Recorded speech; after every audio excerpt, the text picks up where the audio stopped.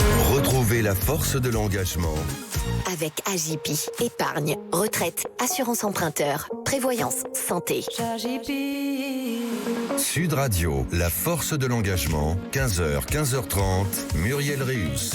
Bonjour à toutes et à tous, merci d'être avec nous pour la force de l'engagement, l'émission qui donne la parole à celles et ceux qui font bouger la société. Mon invitée aujourd'hui est Violette Vianney, elle est présidente de l'association des personnes de petite taille, vice-présidente du Conseil national consultatif des personnes handicapées. Elle signe la préface d'un ouvrage collectif fort, pour quelques centimètres en moins, un livre qui donne la parole aux premiers concernés et interroge notre rapport à la norme, au corps et à la dignité.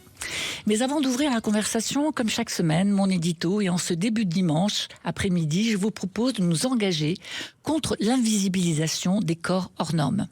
Parce qu'elle ne fait pas scandale, parce qu'elle ne mobilise pas les foules, parce qu'elle ne remet pas en cause l'ordre établi. En France, il y a environ 10 000 personnes de petite taille. Un chiffre qui dit une réalité démographique et aussi une réalité qui reste largement absente du débat public. Et cette absence n'est pas synonyme de protection. Plus de 70% des personnes de petite taille déclarent avoir été régulièrement victimes de discrimination ou de violences au cours de leur vie. Et ces violences ne sont ni marginales, ni anecdotiques. Elles existent aujourd'hui, ici, dans nos sociétés contemporaines. Pour preuve, fin décembre, une enquête du Monde rappelait que des personnes de petite taille sont encore louées pour des soirées privées transformées en objets de divertissement au nom de la fête, de la tradition ou de l'humour. Ce n'est pas un fait divers, c'est un révélateur et c'est peut-être le premier angle mort de la hiérarchie des indignations. Ce qui touche peu de personnes semble moins grave, moins urgent, moins politique. Comme si la gravité d'une violence se mesurait au nombre de victimes et non à l'atteinte portée à leur dignité. Mais quand 7 personnes sur 10 racontent l'humiliation, l'infantilisation, les moqueries, les agressions verbales, l'exposition forcée des corps, ce n'est plus une série de faits, c'est une organisation sociale qui produit de la violence. Le deuxième angle mort du nanisme, 90% des personnes de petite taille naissent de parents de taille dite classique. Le nanisme ne se transmet pas par héritage social ou culturel. Il surgit dans un monde non pensé pour lui. Il apparaît dans des familles, des écoles, des environnements non préparés, non pensés, non adaptés. En fait, le problème n'est pas l'exception. Le problème, c'est la norme. Nous vivons dans une société qui ne sait penser que des corps standards, des corps qui entrent dans des cases, des corps pour lesquels les objets, les espaces, les rythmes, les attentes ont été conçus. C'est là que s'exerce la violence silencieuse de la norme. Une violence continue, quotidienne, diffuse, épuisante, qui se loge dans l'architecture, les transports, l'école, le travail, qui s'inscrit dans la représentation culturelle, dans les regards qui scrutent, les mots qui réduisent, les silences qui laissent faire. Une violence n'est pas toujours intentionnelle, mais elle est souvent tolérée et elle laisse aux individus la charge de s'adapter. Et puis, il y a un troisième angle mort, celui qui interroge directement notre cohérence collective. La France n'a pas manqué de lois. 1975, première loi d'orientation en faveur des personnes handicapées.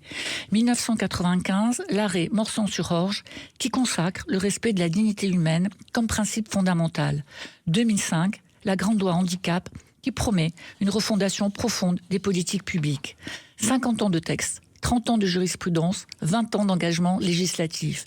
Et pourtant, les discriminations persistent, la dignité est affirmée, mais elle n'est pas garantie. Nous sommes face à un écart structurel entre les principes et la réalité qui interroge notre volonté réelle de transformer un monde pensé pour des normes uniques. Cet écart, on ne peut plus le considérer comme le fruit de l'ignorance, mais comme le résultat d'une tolérance collective à l'inacceptable. La question n'est donc plus de savoir si les textes existent, la question est de savoir pourquoi nous acceptons encore qu'ils ne s'appliquent pas pleinement. Parce qu'au fond, le sujet n'est pas ce que ces personnes de petite taille demandent à la société. Le sujet, c'est ce que la société leur retire, ce qu'elle refuse d'aménager, ce qu'elle accepte de tolérer pour quelques centimètres en moins. Sud Radio, la force de l'engagement, Muriel Réus. Aujourd'hui, dans la force de l'engagement, je donne la parole à Violette Vianney. Bonjour Violette. Bonjour. Alors, vous êtes chef de cabinet du directeur général au sein de la direction générale de la création artistique au ministère de la Culture. Et vous êtes, je l'ai dit, présidente de l'association des personnes de petite taille et de la vice-présidente du Conseil national consultatif des personnes handicapées. Vous avez préfacé l'ouvrage Pour quelques centimètres en moins, publié aux éditions du Cherche Midi, un ouvrage qui pose un débat essentiel, celui de la dignité, du regard porté sur les corps et de la violence conséquences ordinaires infligées à ceux et celles qui dérogent à la norme. Alors pourquoi est-ce que c'était devenu nécessaire aujourd'hui de produire un ouvrage de cette ampleur sur le nanisme, et à quel moment vous vous êtes dit bon, il faut arrêter ces paroles dispersées, il faut construire un vrai livre de référence? Alors, je pense qu'il y a, pour répondre de manière tout à fait précise à votre question, il y a plusieurs réponses, il y a plusieurs enjeux. D'une part, il y a très peu d'ouvrages qui traitent du nanisme, et si c'est le cas, ils existent de manière totalement segmentée. Ça va être pris sous le prisme du médical, de l'anthropologie. Et par ailleurs, les quelques rares ouvrages qui sont toujours en vente aujourd'hui, qui abordent à un moment le sujet du nanisme, traitent pas les sujets de discrimination qu'on subit, en tout cas aujourd'hui, ou je dirais depuis on va dire une quinzaine d'années. Ça, c'est peut-être une des premières raisons. La deuxième raison reste que le nanisme est très peu visible dans les médias. Et surtout, si ça l'est, et c'est ça qui est un petit peu frustrant, c'est toujours abordé sous on va dire l'angle du fait divers, le scandale. En fait, à chaque fois, on a le droit, pendant 24 heures, au sujet du nanisme dans les médias, parce que il y a eu un combat de nains dans une boîte de nuit, ou parce que un enfant de petite taille a dit sur les réseaux sociaux qu'il allait se suicider parce que la violence à l'école, elle existe. Donc, on est vraiment toujours dans le fait divers un peu anecdotique, et même si ces faits divers peuvent être par ailleurs extrêmement illustrants, voire lourds, il traite pas du tout le sujet de fond, et c'est pas un sujet qui est anodin par ailleurs. Et puis, il y a peut-être une troisième raison aussi qui fait que, on va dire que depuis une dizaine d'années, je perçois, ça fait un moment maintenant que je milite à l'association des personnes de petite taille, et je pense que ça fait une bonne dizaine d'années maintenant qu'on est capable de percevoir de nouvelles formes de discrimination qu'on n'avait pas auparavant, et notamment la pénible problématique de la photo prise à la volée, sur lequel finalement on a juridiquement très peu de marge de manœuvre. Et sur lequel en fait on peut pas céder aujourd'hui. Et donc depuis, on va dire 5 bonnes années à l'association des personnes de petite taille, on essaye de se concentrer, ou en tout cas de réfléchir de manière rigoureuse à la question de la représentation de l'image de la personne de petite taille.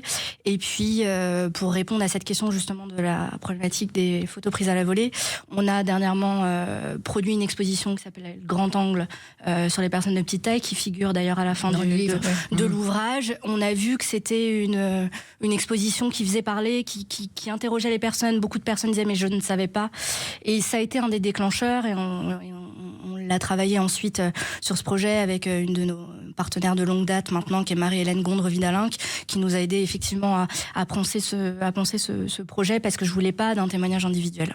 Alors, ce qui frappe aussi dans cet ouvrage, c'est qu'il ne se contente pas de raconter des parcours ou de recueillir des témoignages. C'est vraiment un ouvrage structuré, conçu comme un livre de référence, qui croise des voix de médecins, de philosophes, d'acteurs institutionnels, d'artistes, de chercheurs. Pourquoi le choix d'une construction aussi plurielle ? Parce que je pense que, et de par notre expérience, pour traiter et pour aborder la problématique du nanisme, en fait, il n'y a pas une seule voie, il n'y a pas une seule action. C'est-à-dire qu'en fait, être de petite taille, et précisément, c'est notre texte de 4e de couverture, c'est pas juste être de petite taille. Être de petite taille, il y a un enjeu médical, puisque d'abord, effectivement, c'est important de le rappeler, il s'agit de maladie. Et donc, c'était pour ça aussi que c'était important dès le départ d'avoir l'avis des médecins. Ensuite, être de petite taille, c'est aussi, et quoi qu'on en dise, c'est une des principales difficultés en termes de charge mentale, la gestion ou le fait de conjuguer avec le regard de l'autre. Et donc, qui dit regard de l'autre dit nécessairement travailler sur la question de la représentation dans les œuvres culturelles, la manière dont elle est perçue, cette différence, la manière dont elle est, on va dire, mise en scène. Donc, c'était pour ça qu'il était important pour nous d'avoir à la fois des personnes du monde artistique, mais aussi des philosophes qui interrogent notamment notre rapport à la norme et au corps, et qui disent ce qui est acceptable ou ce qui n'est pas acceptable. Il y a la problématique d'accessibilité. L'accessibilité, ça concerne toutes les personnes en situation de handicap et les personnes de petite taille de fait, puisqu'on est quand même sur des personnes qui mesurent généralement moins d'1m40. L'accessibilité, c'est à la charge des pouvoirs publics, le gouvernement, le Parlement, par la loi. Et donc, de fait, on était obligé, là aussi, d'interviewer ces personnes. Et pour répondre encore de manière plus approfondie à votre question, les récits personnels sont c'est capital parce qu'ils traduisent le ressenti, la perception des choses, l'intime et ça reste les personnes directement concernées qui restent importantes, que ce soit les personnes de petite taille ou leur famille. Mais pour autant, ce qu'elles vivent, elles ont besoin d'être ces choses, elles ont besoin d'être expliquées en fait. Et donc je trouve qu'on ne pouvait pas faire sans l'expertise de ces personnes qui par ailleurs travaillent avec nous dans notre quotidien. Alors, on a beaucoup parlé, on vient beaucoup de parler de regard, de normes, de dignité. Quand on regarde la réalité en face, malgré les lois, malgré les principes, malgré les discours, les discriminations persistent. Alors, la question est simple et elle est un peu politique. Qu'est-ce qui bloque aujourd'hui réellement ? On en parle juste après la pause. Retrouvez la force de l'engagement. Avec AJP, épargne, retraite, assurance emprunteur, prévoyance, santé. Sud Radio, la force de l'engagement, 15h, 15h30, Muriel Réus. Vous êtes toujours sur Sud Radio, dans la force de l'engagement, l'émission qui donne la parole à celles et ceux qui font bouger la société. Aujourd'hui, je reçois Violette Vianney, présidente de l'association des personnes de petite taille. Alors Violette, avant la pause, je vous posais cette question. Malgré les lois, malgré les principes, malgré une prise de conscience croissante, les discriminations persistent.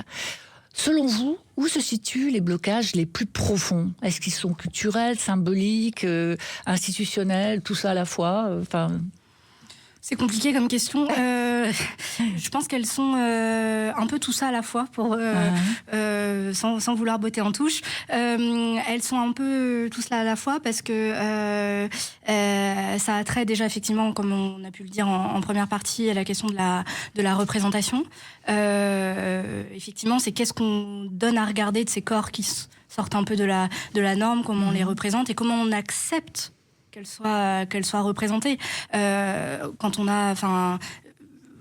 voit bien, d'ailleurs à travers l'ouvrage, on a par exemple Jean-Baptiste Andréa qui est l'auteur de l'ouvrage Veillez sur elle, qui est un roman qui a reçu le prix Goncourt. Il cherche, Jean-Baptiste, à adapter son œuvre en film. Et donc il recherche des producteurs et il y a une partie de son témoignage qui est assez édifiant et qui raconte le fait que un des gros producteurs lui a expliqué, lui a dit qu'en fait, il serait peut-être finalement plus judicieux de repenser un tout petit peu son personnage principal, qui est Mimo, qui est atteint d'achondroplasie, et de lui donner, entre guillemets, une autre forme de handicap, je cite, un handicap plus acceptable. Et en fait, déjà, ça dit beaucoup de choses. C'est-à-dire que même déjà dans les œuvres de culture, il y a une hiérarchie des normes au sein même de la grande famille, si je puis dire, du handicap. Donc, c'est des personnes qui sont invisibilisées et mises de côté parmi des personnes, la population qui est en situation de handicap. Donc ça, c'est peut-être déjà une problématique qui est d'ordre à la fois culturel, mais je dirais peut-être même aussi sociologique et anthropologique.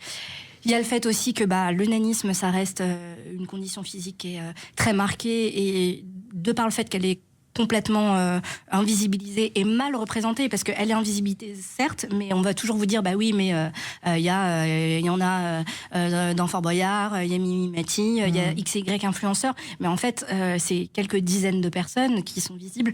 Elles ne représentent absolument pas le quotidien ou l'image ou la perception que ça génère au quotidien. En fait, les personnes de petite taille, au même titre que des personnes en fauteuil roulant ou des personnes qui n'ont pas de handicap, doivent être représentées dans des situations qui sont accessibles à chacun. Et pour répondre aussi à votre question, je pense effectivement que derrière, il y a un sujet qui est politique. Vous le disiez dans votre superbe éditorial, qu'effectivement, il y a des grandes lois en France. Sur le papier, on a quand même on a l'architecture légale. Je vois, vous citiez la jurisprudence de Morsan-sur-Orge. La jurisprudence de Morsan-sur-Orge, elle a donné l'exemple à l'Espagne, qui ont fait voter en 2023 une loi visant à interdire les spectacles et activités récréatives avec des personnes handicapées. Donc, on se dit qu'on peut être fier, mais en fait, les lois, elles sont difficilement appliquées. Applicables et appliquées. Et c'est, quoi qu'on en dise, le cas de la loi du 11 février 2005. Et pour autant, c'est quand même elle qui est garant de la sécurité. Parce que si on n'a pas de loi, en fait, c'est la société qui fait le tribunal populaire, et ça, on pourra en reparler pendant des heures, mais en fait, les réseaux sociaux qui justement encouragent ce fameux tribunal populaire, il y est pour quelque chose, et c'est totalement néfaste aussi pour nous. Donc c'est à la fois juridique, c'est à la fois culturel, et de fait, c'est aussi institutionnel. Et alors, si vous deviez identifier les dossiers prioritaires à instruire, ceux sur lesquels vous avez vraiment envie de vous engager, ce seraient lesquels ? Ceux qui pourraient faire changer les choses ? Alors, je dirais qu'il y en a 3, mais il n'y a pas forcément d'ordre. Je dirais que ça dépend de la manière dont ceci se situe. Il y a un enjeu de santé qui est encore important, comme pas mal de maladies rares. C'est d'un point de vue de politique publique de la santé difficile d'avoir encore un parcours de soins qui soit particulièrement adapté. Dans le cas du nanisme, on arrive à un parcours, j'allais dire très propre et extrêmement développé pour les enfants de petite taille. Il n'en est pas du tout, en tout cas c'est pas du tout le cas pour l'instant pour les adultes de petite taille. Donc et pourtant il y a un suivi et il y a un enjeu notamment sur le vieillissement de ces personnes, puisqu'il s'agit dans la majorité des cas de maladies osseuses. Donc il y a une question de vieillissement de l'os qui est très important, et ça pareil les gens le savent pas. Donc ça c'est peut-être un des premiers dossiers prioritaires. Le deuxième dossier prioritaire reste quand même l'accessibilité, parce qu'on parle de handicap, mais donc la question de l'accessibilité est capitale. Et l'accessibilité, c'est pas juste fonctionnel aussi.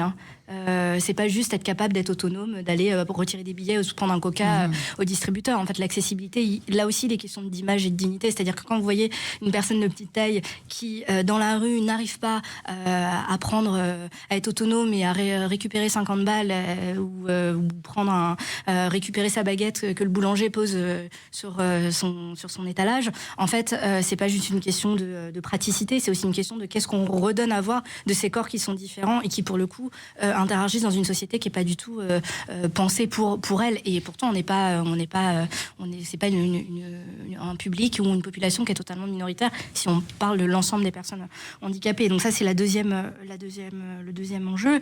Le troisième enjeu, qui est plus difficile à aborder parce que on lui donne une valeur totalement incantatoire, et puis ça peut paraître complètement poussif, c'est la question de la dignité humaine. La dignité des personnes handicapées, quoi qu'on en dise, elle est pas respectée. Vous faisiez mention de mort sans surorge, mais il n'y a pas que mort sans surorge qui consacre l'atteinte à la dignité humaine. Pour autant, dans les faits, c'est extrêmement compliqué, et quand on explique l'allocation de main, c'est que c'est une pratique humiliante. Juridiquement, on vous dit bah oui, mais ça se passe dans l'espace privé et les personnes sont consentantes. Donc en fait, et là il y a un vrai débat à ouvrir, quoique je suis même pas sûre qu'il y a à débattre, mais ça c'est mon opinion personnelle, mais j'entends le fait que c'est un débat de société. On n'est pas, c'est pas du tout effectif, et c'est pas la loi du 11 février 2005 qui nous protège. Sinon on n'aurait pas du tout à subir ce type de dérive, au même titre que les photos prises à la volée. Les photos prises à la volée, on va vous dire bah oui, mais il faut avoir la preuve qu'il y ait le vol du droit d'auteur, en fait. Mais en fait, du droit à l'image, pardon. Mais le fait est que quand on se fait prendre en photo et qu'on voit la réaction de la personne, c'est un acte dans sa globalité. C'est pas juste un fait, c'est un acte dans sa globalité. On voit qu'il y a un problème. Ouais, ça pose vraiment la question de notre regard collectif sur le handicap de façon générale, et de nos comportements face à cela. Handicap, mais pas que. Et c'est pour ça que je dis souvent, en fait, nous, de fait, on est rattachés aux ministères sociaux, mais il n'y a pas que le ministère social. Il y a aussi les ministères qui traitent des sujets d'égalité et des discriminations. Le cabinet d'Aurore Berger pourrait tout à fait aussi être moteur sur des problématiques. Le handicap, ça reste le handicap dans ce qui l'empêche au quotidien, mais il n'y a pas que l'empêchement. Il y a qu'est-ce que ces corps différents, dans le cadre de handicap physique, ou même ce serait valable pour des personnes qui seraient en surpoids, qui ont pas un physique qui rentre dans la norme. Et là-dessus, je suis désolée, il y a un vide juridique, mais on essaye de travailler. Justement, pour les personnes qui nous écoutent, qu'est-ce qu'on pourrait dire aux responsables publics, aux employeurs, aux enseignants, aux citoyens? Je crois que le message est passé, mais quels, selon vous, les réflexes qu'il faudrait adopter pour ne plus participer à ce regard qui est pas celui qui doit être, en tout cas, celui du respect et de la dignité? Comment est-ce qu'on peut participer? Comment les employeurs, les institutions pourraient diminuer ces violences ordinaires liées à la norme, en fait? Alors, c'est une question qui est ambitieuse, parce qu'effectivement, je pense qu'elle concerne tout le monde. Pour y répondre, on va dire de manière efficace et méthodique, déjà, je pense que il y a un sujet au niveau des médecins et de la formation des médecins qui eux-mêmes, quand on entend les témoignages de parents à qui on a fait l'annonce que leur enfant avait une achondroplasie et qu'ils ont une manière totalement déplacée de l'annoncer et pas du tout élégante. En fait, déjà là, on se dit qu'il y a un problème si les médecins eux-mêmes ont pas le tact et la retenue nécessaire pour faire ce type d'annonce. Ensuite, il y a la manière, il y a l'intégration à l'école. L'école, ça reste quand même le lieu où les personnes, les enfants passent une bonne partie de leur temps, où ils se sociabilisent.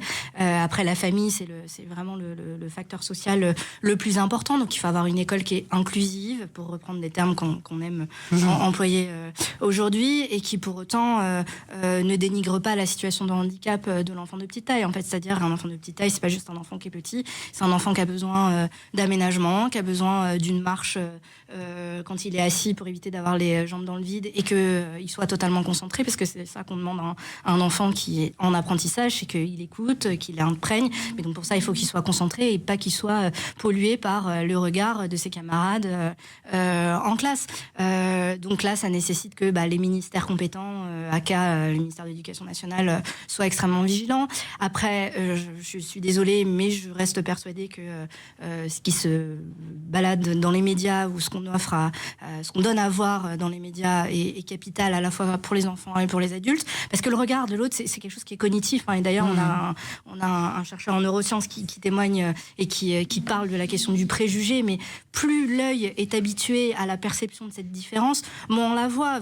Tout le monde vous dira, moi, le nombre de personnes qui m'ont dit, que ce soit sur mon lieu de travail, dans ma vie sociale ou autre, et toutes les personnes de petite taille vous le diront, au bout d'eux, ou très rapidement, on oublie que vous êtes de petite taille, mais en fait, évidemment, et heureusement, et c'est là où on se dit, mais en fait, si on oublie si facilement, c'est précisément que c'est pas un sujet en soi. Enfin, ça l'est parce que, encore une fois, il y a une situation de handicap et de maladie, mais dans l'absolu, la différence n'est pas un sujet en soi. Et ce qui prouve que justement, la question de la représentation, elle est importante parce qu'elle éduque le regard, l'œil, la perception de ces corps à la différence. Donc ça aussi, ça fait partie des points que je demanderais à des institutionnels. Et il y en a un que je demande fortement, et la ministre Charlotte Parmentier-Lecocq est bien au courant, et on y travaille avec elle, c'est d'avoir des lois qui soient beaucoup plus respectueuses. Moi, les atteintes à la dignité humaine, c'est plus possible. Et je ne peux plus entendre la question de la liberté individuelle. Je sais que la liberté d'expression, c'est quelque chose qui est très important. Aujourd'hui, c'est un enjeu qui est difficile à appréhender, et je conçois que le sujet soit compliqué, mais la liberté a quand même des limites, et c'est pas le chiffon rouge.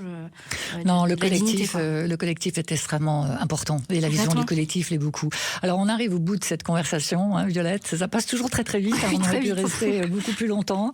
Je rappelle que vous êtes présidente de l'association des personnes de petite taille. Alors moi, je vous conseille vraiment de lire Pour quelques centimètres en moins, qui est publié aux éditions du Cherche Midi. C'est un livre extrêmement intéressant qui interroge d'une façon totalement unique notre rapport à la norme, à la différence, et nous devons changer notre regard sur cette norme et cette différence.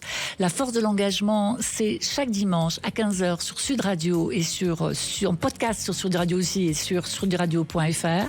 Je vous donne rendez-vous dimanche prochain, même heure, même énergie, pour une nouvelle rencontre avec celles et ceux qui font la différence, qui font bouger la société. Et tout de suite, je vous laisse en compagnie de John pour le meilleur de Sud Radio. C'était la force de l'engagement. Avec AJP, épargne, retraite, assurance emprunteur, prévoyance, santé. AJP.